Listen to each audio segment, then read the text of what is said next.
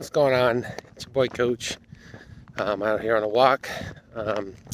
Basically, yeah, it's day 66, and something interesting and kind of want to bring up is the scale.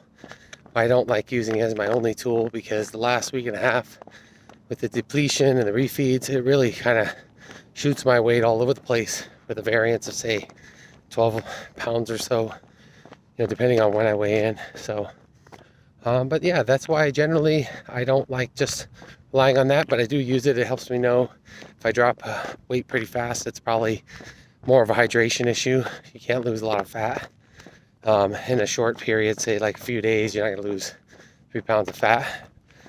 So anyway, yeah, it's just I'll maybe figure out a way to put up the numbers and see, show what I mean in that. But yeah, so for today's tip, something I wanted to do along the lines of fat.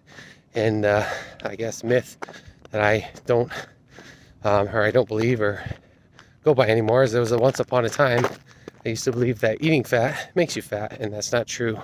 As a matter of fact, even as fat as a macronutrient itself is actually good for us and good for hormone support and things like that.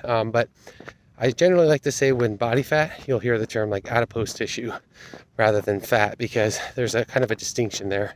Fat is a calorie. I like to think of more as energy I put in.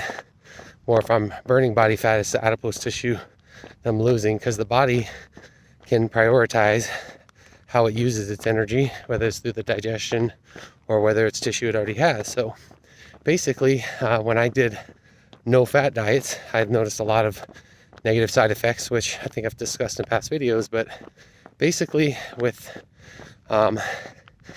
fat, if you are in a calorie deficit, it does not matter what macronutrients you're consuming. Your body will have to, unless you have some rare condition, medical condition that is, that your body doesn't burn body fat.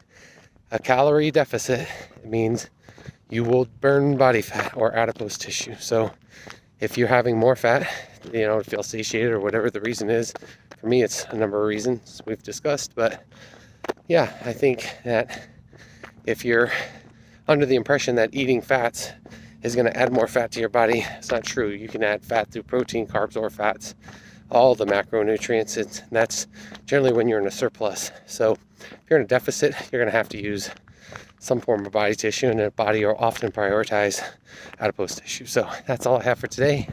We'll see you tomorrow for the next video.